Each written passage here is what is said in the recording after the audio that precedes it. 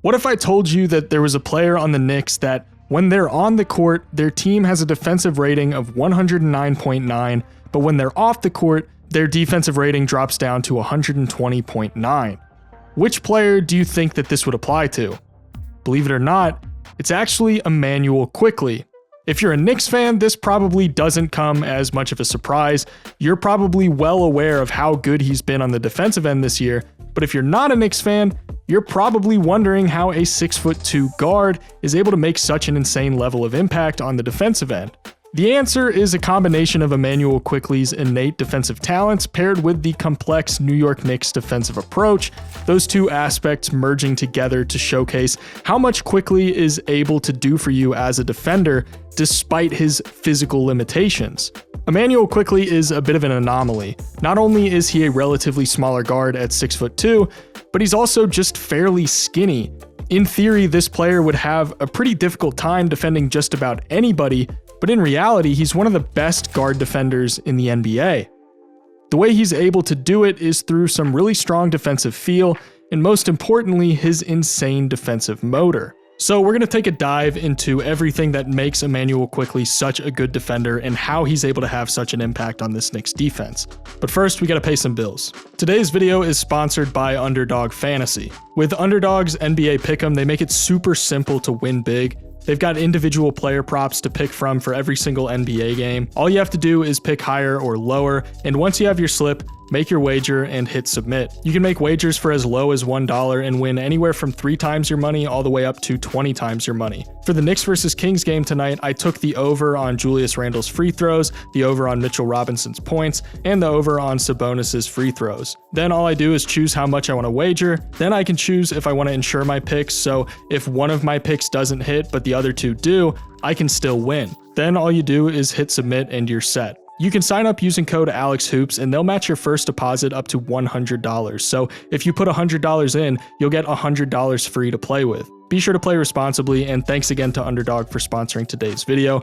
Let's get back to it. Let's take a look first at his feel on the defensive end, and more specifically how he positions himself to account for as many possibilities as he can during any given possession.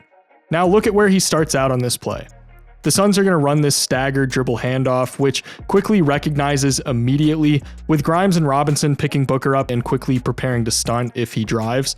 This is the perfect spot for him to be in because he kills 2 birds with 1 stone. He has the drive by Booker covered, and he can disrupt the passing lane if they decide to pass it to Dwayne Washington on the wing.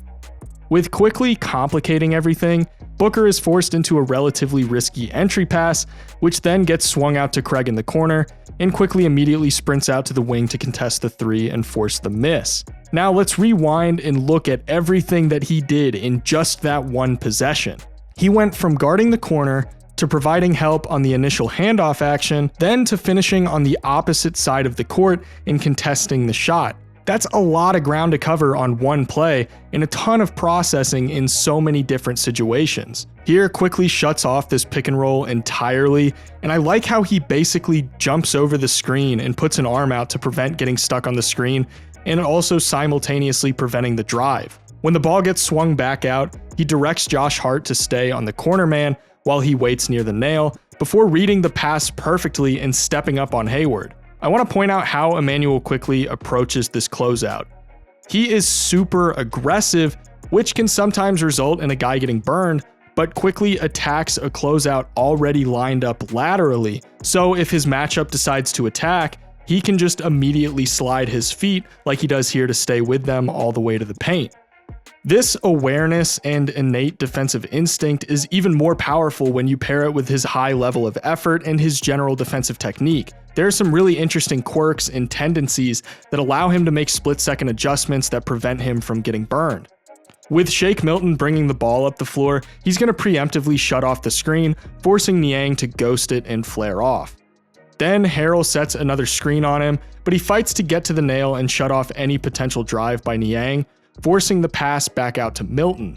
Quickley makes the closeout, but again, notice that he isn't attacking straight forward. He's already turned sideways and angled by the time he gets there. He makes it look as though he's closing out fast to draw Milton into attacking, but when Shake Milton actually does attack, Quickley has already decelerated enough to where he can stay on him without getting left in the dust. He does a great job of absorbing some contact, and even when it looks like Milton might get by him, he manages to stay on him, ultimately forcing him into a difficult jumper.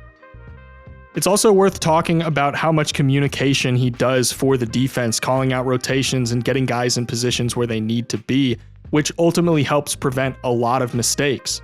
He's going to start this possession off over in the corner and quickly directs Brunson to slide over and provide the help, and the defense develops into a triple team on Seth Curry, so it's not really the best position to be in as a defense. Quickley essentially ends up guarding two guys over on the weak side wing. He slides up to guard 𝙖𝙗𝙤𝙪 and then sliding over to show on Sumner in case he decides to drive, and when the ball gets back to 𝙖𝙗𝙤, he shuts him down until he ultimately goes for a fadeaway jumper as the clock starts to expire. All of this help that he provides makes up for any defensive mistakes that his teammates might make. For a guy that is so small and has so many physical limitations, the amount of help that he provides is really impressive because help defense is something that we usually associate with bigs, but Quickley's doing it as a 6'2" guard. The Wizards go to get into this pick and roll off the ball, and when the Wizards are successfully able to slow down Obi Toppin on the screen, Quickley steps in front of 𝙖𝙗𝙤𝙪 to deny him an easy roll to the basket, allowing Toppin some time to recover to deny the entry pass. Now that the interior pass has been prevented, he can close out on the shot and help force the miss. Tobias Harris comes over to set this screen for Maxey before diving to the paint. RJ is going to stay on Maxey, so Quickley recognizes that it's now his responsibility to guard Harris on the roll. He stays physical and tight on Harris right until the very last second when Maxey gets by RJ and gets down to the basket, but Quickley is there to contest the shot at the rim and force the miss, providing some perfect help defense despite having to guard Tobias Harris and provide the help on Maxey. Quickley also has really strong footwork, and he does a good job of making himself appear bigger than he actually is. When Clarkson gets this screen from Markkanen, Quickley has to put in a lot of work to get through it, but he ultimately does, forcing Clarkson to stop and reassess in the corner. Quickley forces Clarkson baseline, and he shuts down any potential lane to the rim, getting him to go for a difficult jumper that actually results in Quickley getting the block.